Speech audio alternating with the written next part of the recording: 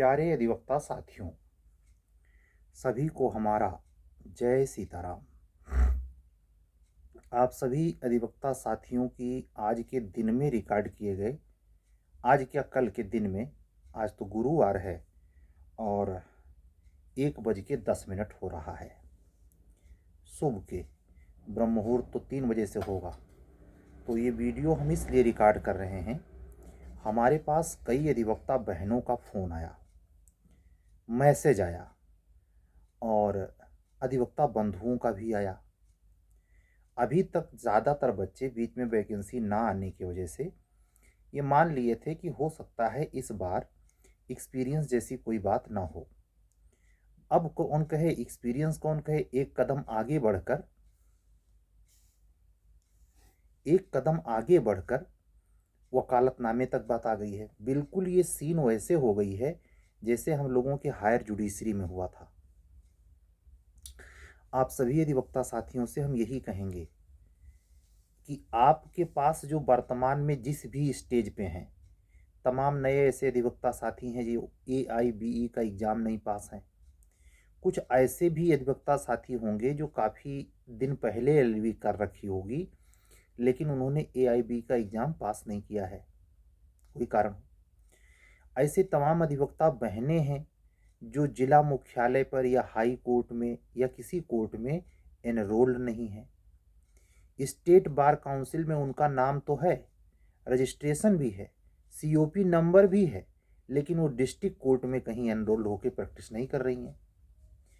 तमाम अधिवक्ता बहनें और बंधु ऐसे भी हैं जो प्रैक्टिस तो करते हैं लेकिन एनरोल्ड नहीं है। अब इन सारे हापच में, हाचू पाचू स्थिति में मन में बहुत तनाव आता है कि पता नहीं क्या करने वाला है सुप्रीम कोर्ट। लेकिन जो होने वाला है उसके पहले जो कर सकते हैं वहीं तक दिमाग दौड़ाइए। परेशान होने से कुछ नहीं होता। अगर AIBE का एग्ज़ाम पास नहीं है तो उसके लिए परेशान करना खुद को, हे भगवान छूट जाएगी वैकेंसी, क्या होगा, नहीं। अगर ऐसा कंडीशन आए तो भी, ना आए तो भी, आपकी वो लीगल वैलिडिटी प्रोवाइड करा रहा है। AIBE का एग्ज़ाम 2010 के बाद पास होने वाले हर स्टूडेंट के पूरे ऑल इंडिया में, जब तक आप वो पास नहीं करेंगे आपका COP नंबर नहीं अलॉट होगा। और जो COP नंबर नहीं अलॉट होगा तो आप रोल पे नहीं चढ़ेंगे, आपके डिस्ट्रिक्ट कोर्ट में आपके नाम से वकालतनामे नहीं इशू हो सकते। ये छोटी सी बात नहीं है। COP नंबर का मतलब आपके प्रैक्टिस करने की प्रमाणिकता, सर्टिफिकेट, कि अब आप प्रैक्टिस कर सकते हैं। पहले ऐसा नियम नहीं था। 2017 से रूल आया, 2016-17 से पहले बैच वाले जिन्होंने अर्ली करवाया था, पहला COP जारी हुआ था 2015-16 के सेशन में जारी हुआ था। और ये भी जानकारी रखिए, जो नए अधिवक्ता साथी हैं उनके लिए बता रहा हूँ कि ये 5 साल के लिए होता है। एक बार जब आपकी COP अलॉट होगी तो 5 साल बाद उसको रेनो कराना पड़ता है। आप देखिए कहीं कहीं स्टेट में, हालांकि बार काउंसिल में चाहे कोर्ट कैसी भी हो, चाहे डिस्ट्रिक्ट कोर्ट हो, चाहे हाई कोर्ट हो, चाहे तहसील की कोर्ट हो, अगर वहाँ आप बार में मेंबर हैं तो वहाँ ये नहीं होता कि आपको अपनी मेंबरशिप का रेनुअल होना पड़े।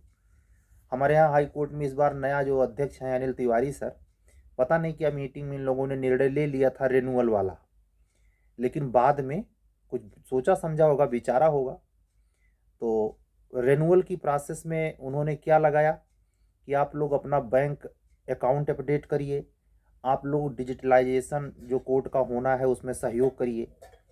तो बहाना उन्होंने ये लिया, लेकिन वो असल में लगाने वाले थे ये कि जैसे COP नंबर आपको अपडेट करना पड़ेगा, रेनुअल के लिए फ़ीस जमा करना पड़ेगा, ऐसे जो मेंबरशिप लेते हैं, चाहे आप हाई कोर्ट बार की लें, चाहे डिस्ट्रिक्ट कोर्ट बार की लें, चाहे कलेक्ट्रेट बार की लें, चाहे तहसील बार की लें, ये कुछ नए अधिवक्ता जो बिल्कुल कचहरी में कभी नहीं गए हैं, वो बेचारे नहीं जान पाते। वो अपने सीनियर से पूछते हैं, सीनियर अगर जानकार मिल गया संजोग से तो ठीक है, नहीं उल्टा पुल्टा बता देता है, कन्फ्यूजन हो जाता है। हमारी अधिवक्ता बहनें, ऐसा कल्चर है डिस्ट्रिक्ट कोर्ट में कि जाते हुए डरती हैं। ये सब भी माननीय उच्च न्यायालय को, उच्चतम न्यायालय को, जो पूर्ण पीठ सुनवाई कर चुकी है, फैसला सुरक्षित कर लिया है, उसको अपने निर्णय में ध्यान देना चाहिए कि ये अधिवक्ता बहनें जो यहाँ सलेक्शन पा जाती हैं, मैं खुद व्यक्तिगत तौर पे 2016 से कह सकता हूँ, मैंने ये साफ अनुभव किया कि नई एज की जो लड़कियाँ जुडिशियल मजिस्ट्रेट बन के कोर्ट में बैठ रही हैं, अनुभवहीनता, अल्पज्ञता, सामाजिक अनुभव का बिल्कुल नील न होने की वजह से पद का गुरूर आ जाता है, और पद का गुरूर वो उनके अपने निजी व्यवहार में वहाँ कचहरी में दिखने लगता है। उनको नहीं पता कि कचहरी एक से एक अहंकारियों का पिंड है। वहाँ जो वकील है वो किसी से कम थोड़े है। तो वो आपके सामने बेल के लिए गिड़गिड़ा रहा है, आप तिनको लोड नहीं ले रही हैं, आपका पावर है। वो बुढ़ा वकील हाई कोर्ट तक की पावर रखता है। आपके डिसमिसल के लिए, आपके प्रमोशन में बाधा डालने के लिए हजारों पूरे लामबंद हो जाते हैं वकील। तो जहाँ न्याय निर्णयन होना चाहिए वहाँ रस्साकसी शुरू हो जाती है। आप सुनते आते हैं आए दिनों कि हाई कोर्ट में फला न्यायमूर्ति के खिलाफ वकील लामबंद हो गए। ये डिस्ट्रिक्ट कोर्ट में भी चलता है।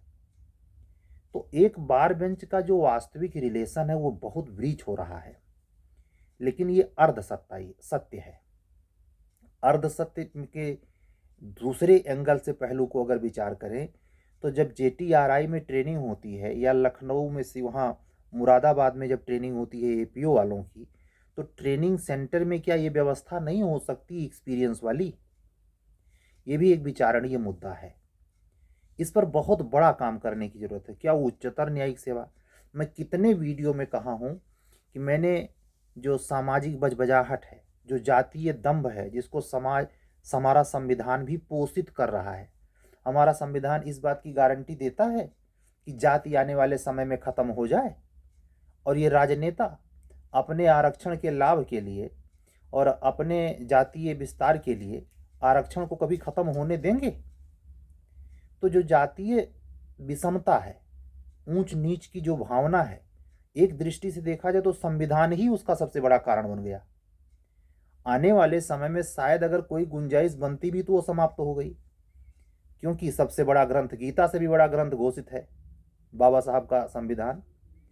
मैं उसका वो नहीं कर रहा, लेकिन ये जरूर कहना चाह रहा कि जो हम लोग धार्मिक आंदोलन पढ़ते हैं भारतीय इतिहास के अध्ययन में मध्य काल में, तो वो जो सारे साधु संत का उपदेश है सन्यासियों का, उसका पालन हो रहा है। जात विहीन समाज की हम कल्पना कर सकते हैं आज के समाज में? बिल्कुल नहीं। तो अगर जात विहीन समाज की कल्पना नहीं कर सकते तो आप तैयार हो जाइए, ऊंच नीच जाएगा नहीं। क्योंकि ये ऊंच नीच का जो आधार है वो जाति है, और जाति ऊंच नीच के आधार पे आज भी मान्य है। ना विश्वास आए तो जब ये सरकारी पद जिनका जिम्मे है कि ये पब्लिक की सेवा करेगा, न्यायाधीश भी लोक सेवक ही माना जाता है। अपने आप को भले वो गंगा राउताइन समझ बैठे, लेकिन जब आप सेक्शन 21 पढ़ते हैं IPC में, तो उसमें न्यायाधीश भी लोक सेवक के दायरे में है। लोक सेवक का मतलब पब्लिक की जो सेवा करने के लिए नियुक्त हुआ है। वो राजा महाराजा नहीं है, लेकिन होता उल्टा है। क्या SDM, क्या जिला कलेक्टर, क्या IPS, इनकी अपनी ऑफिस है। इनका अंग्रेजियत के ज़माने से चला आने वाला शहंशाही व्यवहार है, धौंस है। और ऊपर से सामाजिक धौंस ये है, किस जाति से भैया हैं। किसी डिपार्टमेंट में किसी भी पद पे पहुंच जाएं, तो मैं कितने वीडियो में कह चुका हूं, पहला तो आपका परिचय होगा कि टाइटल क्या लगाते हैं, उसी के हिसाब से पूरे डिपार्टमेंट में गोलबंदी हो जाती है। और इस गोलबंदी को देखना हो तो जब आपका सिलेक्शन मिल जाता है, आप लखनऊ मुरादाबाद में ट्रेनिंग सेंटर में जाते हैं। उच्चतर न्यायिक सेवा का भी ट्रेनिंग JTRI लखनऊ में ही होता है। मैंने 1-2 बार नहीं, जितनी परीक्षाएं इधर फाइनली मैंने ट्रेनिंग वाली देखी, क्या 2012 का इंटरव्यू के बाद ट्रेनिंग, 12 से लेके आज तक मैं यही देख रहा हूँ। मेरे देखिए यही है कि जातीय गोलबंदी वहीं से है।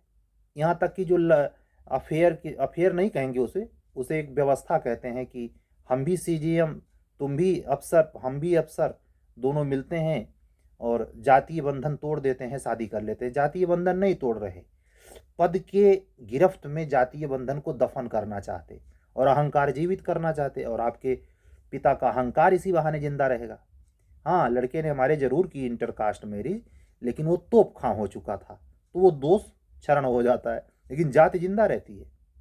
जाति जिंदा न रहती तो भी हाल में कितने क्वेश्चन पूछे जा रहे हैं, कोई SC ST समुदाय की लड़की अगर जनरल क्लास से शादी कर ले और उसके कोख से कोई नया बच्चा पैदा हो तो क्या उसे रिजर्वेशन नहीं मिलना चाहिए? क्यों? क्योंकि वो जनरल से शादी की, और कॉन्सेप्ट शादी का ये है कि जिसके साथ शादी करती है उसी के साथ उसका टाइटल जुड़ना चाहिए। कितने मामलों में सुप्रीम कोर्ट इसके पलट निर्णय दे रहा है, क्योंकि उस समुदाय का बच्चा ये ताने झेलता है, पीड़ा झेलता है कि ये तो फला छोटी जाति के कोख से पैदा हुआ है, भले उसका बाप बड़ी जाति वाला है। तो सामाजिक पिछड़ा का और जातीय छुआछूत का जो एक दंश है वो आज भी एकदम पल्लवित पुष्पित है। उत्तर प्रदेश हो, क्या बिहार हो, क्या अखंड भारत हो, इसकी इतनी ज़्यादा वो मतलब गहराई है, जड़ इतना गहरा है कास्टिज्म का कि आप विभागों में देख रहे हैं। मैं बात कर रहा हूँ आपके जुडिशरी में ये नई व्यवस्था जो एक्सपीरियंस वाली लानी है, इससे वो न्याय का लक्ष्य सधेगा, त्वरित न्याय और एक्सपीरियंसिव। उसमें एक कमी की जो मैंने दरख्वास्त करी थी 3-4 वीडियो पहले, कि जो अनुभव में है, यानी जो आप अगर उनकी कचहरी में जाने वाले नए नए वकीलों से मिलिए, क्या हाई कोर्ट में जिसने अभी 2 साल से मेंबरशिप ले रखी है उसके निजी व्यवहार ज्ञान को परखिए। ऐसे ही जिला कचहरी में जो नया नया वकील ज्वाइन किया है उसकी एक मीटिंग कीजिए। आप उम्मीद नहीं कर सकते उसमें से 1%, मैं क्या बोल रहा हूँ सुनना, ये जो नए मेंबरशिप लेते हैं बच्चे, उनमें से 1% में ये मादा नहीं है कि यूपी PCSJ का प्रीलिम्स निकाल ले, यूपी APO का प्रीलिम्स निकाल ले। बिल्कुल पढ़ने का मौका नहीं मिल सकता। वो जब सारे काम वो करता है तो उसको ये जो सलेबस दे रखा है, पहले तो 25 पेपर जूनियर डिवीजन में हुआ करता था, 9 नए एक्ट डाल दिए। GS है ही, 34-35 पेपर पढ़ने का बिल्कुल समय नहीं होता। इसलिए जो एक्सपीरियंस के क्षेत्र में जाता है वो बगैर नॉलेज के लास्ट सेमेस्टर पढ़ के नहीं कुछ किया तो प्रैक्टिस शुरू कर दी सीनियर के आगे नीचे नीचे, तो वो किताबी ज्ञान नहीं रखता। वो कैसे ज्ञान रखता है? वो कचहरी में वहीं देखते देखते उसे आ जाता है। रोज उसे दरखास्त लग रही है, दरखास्त कहाँ जाती है, कौन बाबू इस पर साइन करता है, कौन सा कागजात इसमें नत्थी करना होता है, ये सब बातें उसे देखते देखते सीखता है वो। उसके लिए एक दिन भी 1 सेकंड पढ़ता नहीं। तो ये जो पेशकार मुंशी जिला कचहरी में बैठे हैं ये भी काफ़ी तेज तर्रार चतुर हो जाते हैं, लेकिन टेक्निकल नॉलेज होता नहीं, इसलिए जजमेंट को रिमूव करता है हाई कोर्ट या सीनियर कोर्ट। जब जजमेंट इस तरीके से सीख सीख करके आप बहस करेंगे तो हारेंगे। क्यों? ला की बारीकी पक्ष आपको पता नहीं। तो ज्ञान जो है वो कमरे में बंद हो जाता है और अनुभव धूल फांक रहा है, ज्ञान है नहीं। ये जो लैकुना है, क्रैक है बीच में, इसको कैसे पाटा जाए? यानी आप जो सिलेबस निर्धारित करें उसमें, और जो आप कैंडिडेट चुनकर लाने के लिए प्रथम अहर्ता रख रहे हैं अनुभव की, ये दोनों में एक निश्चयात्मक संबंध होना चाहिए। कुछ नई कोचिंग संस्थाएं हैं, पलक झपकते गिद्ध दृष्टि लगी है, AI आर्टिफिशियल इंटेलिजेंस के आधार पर क्या विधि के क्षेत्र में परिवर्तन हो सकता है उसके लिए अनुभव वाली कोचिंग चलाएंगी। मतलब उनका कोचिंग ज्वाइन कर लीजिए तो आपको कोर्ट में जाने की जरूरत नहीं है, वो बैठे बैठे अनुभव देंगे। वाह रे जमाना। मतलब मुझे याद है इसी प्रयागराज में रहते हुए कमिश्नर हुआ करते थे बादल चटर्जी सर। उस समय वो LLB नहीं थे, वो बार बार घर तोड़ते थे, वो स्वभाव से थाकड़ अफसर थे। जगह जगह उनका विवाद होता था, मामला उनका कोर्ट में जाता था, वो अपने वकील को समझाते थे, वकील उनका उनके हिसाब से बहस करता नहीं था। उनको इतनी गुस्सा आई कि अब हम LLB करेंगे। उन्होंने LLB कर डाली, कमिश्नर रहते हुए LLB कर डाली, और अंत में उन्होंने पाया कि LLB करने के बावजूद भी अपने मन मुताबिक चीज़ें की नहीं जा सकती। कानून में इतनी शाखाएं हैं, इतनी विचित्रताएं हैं, इतना उलझन है, सुलझाया ही नहीं जा सकता। तो मेरा मानना यह है कि अगर माननीय उच्चतम न्यायालय इस पर मैंडेटरी ऑर्डर पास कर दे कि नहीं अनुभव चाहिए ही चाहिए, तब भी वो लक्ष्य सधेगा नहीं। अभी तो खैर निर्णय आए वो तो पता चलेगा, लेकिन वो लक्ष्य साधने वाला नहीं है त्वरित न्याय वाला। त्वरित न्याय के लिए बहुत बड़े स्तर पर काम करने की ज़रूरत है। और पहला स्तर तो वह है कि जब एकेडमिक लॉ चले तब, और दूसरा स्तर यह है कि जब उसको आप पद लायक नियुक्त करने लायक चुन लें, यानी कमीशन या हार्ड कोर्ट में आपका रिजल्ट पॉजिटिव आ जाए, तो उस कैंडिडेट के साथ 3 साल की ट्रेनिंग रखिए। 3 साल तक प्रोबेशनल रखिए उसे, जिसको ज्वाइन करना हो ज्वाइन करे। सैलरी हाफ रखिए और 3 साल तक उसे ट्रेन कीजिए। ट्रेंड करने वाले जिन टीचरों को लगाइए वो मोटी चमड़ी के ना हो कि बस खाली अपनी किताब बेच रहे हो। वहाँ भी अभियोजन में यही चल रहा है, ट्रेनिंग के नाम पर बस केवल लीपा पोती। जो 10 महीने की ट्रेनिंग है 10 दिन में करके अफसर बैठा है, मोटी रकम ले रहा है, मतलब कोई काम नहीं करना चाहता। क्या जुडिशियल अफसर, क्या एग्जीक्यूटिव ऑफिसर, क्या प्रोसिक्यूशन ऑफिसर, सब की वही दशा है।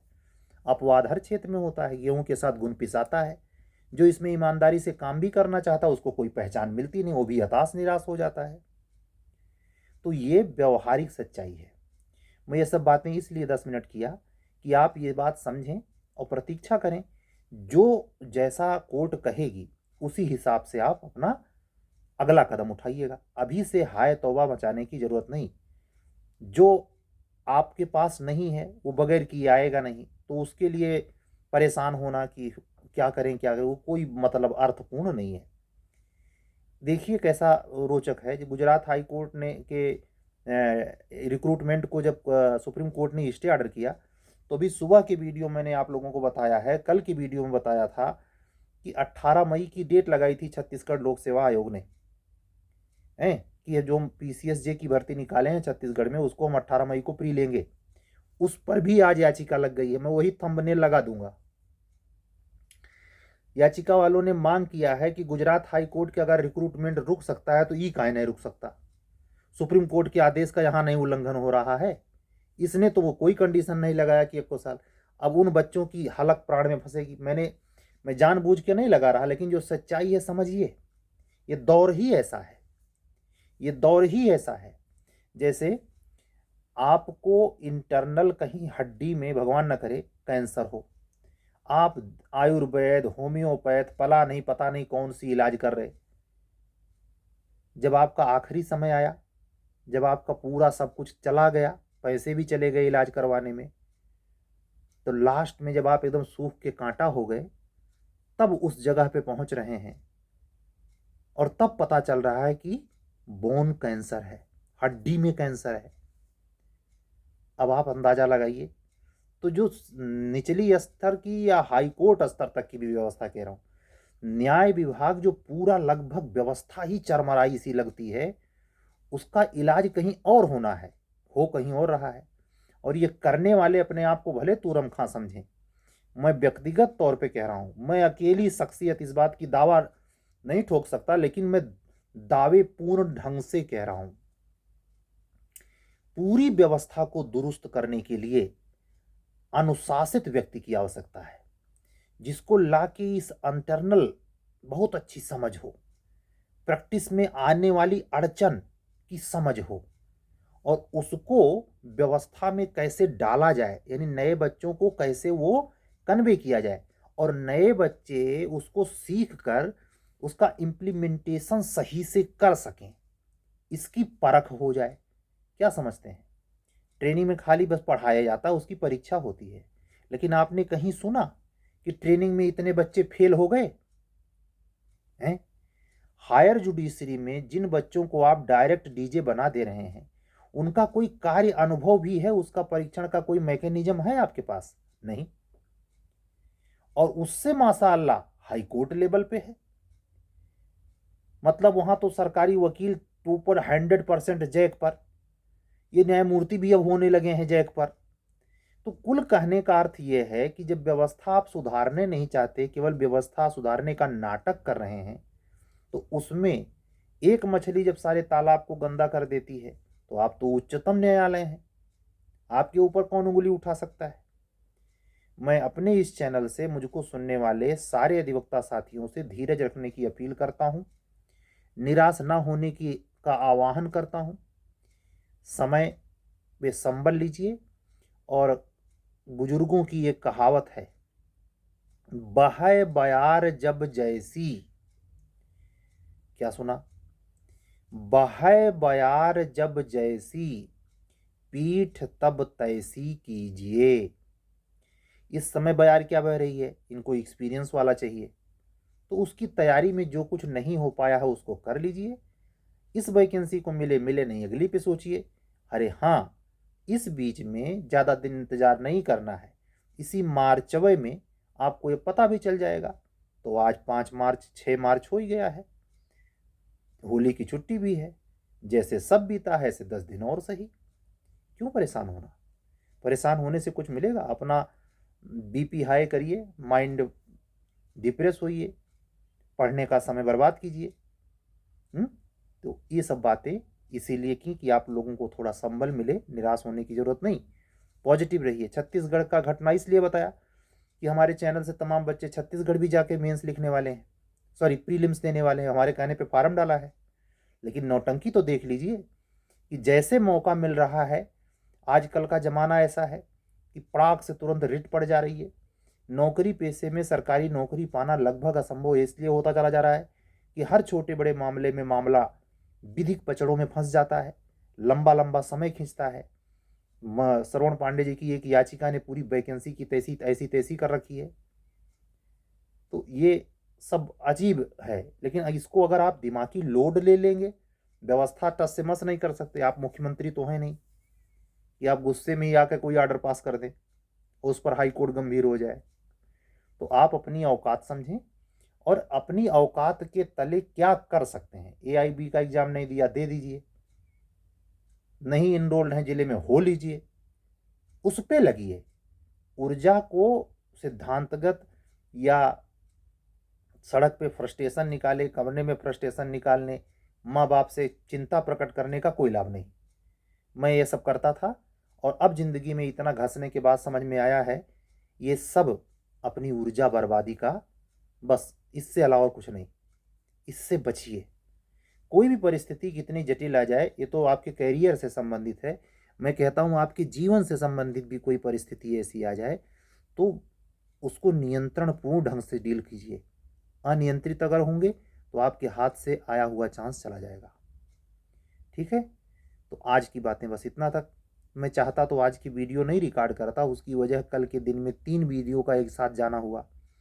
लेकिन मैंने देखा जो मैंने इम्पोर्टेंट नोटिस की वीडियो लगाई है उसको आप लोगों ने लगभग 1200-1300 लोगों ने अभी तक 5 घंटे में देख लिया है। वो सूचना सबके लिए बहुत इम्पोर्टेंट है। हमें ऐसे लगा कि हमको सुनने वाले तमाम अधिवक्ता साथी उससे परिचित नहीं थे। वो बहुत ज़रूरी था कि मेरे मन में आया। मैं कभी दिन में वीडियो रिकॉर्ड नहीं कर पाता, लेकिन मैंने रिकॉर्ड किया। यही आज का वीडियो मैंने सोचा लाओ उसी वेबसाइटिया पे, ये छत्तीसगढ़ वाली जो याचिका मेरे पास आई है उसी पे स्क्रीन रिकॉर्डर लगा के बोल दें। फिर सोचे नहीं, बच्चों को थोड़ा चेहरे से इंस्पिरेशन मिलता है, संबल मिलता है, उसमें अपना चेहरा तो दिखाई नहीं देता।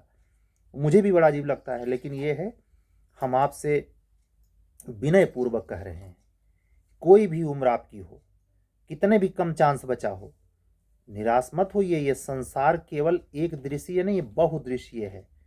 एक दरवाजा बंद होता है 10 खुलता है।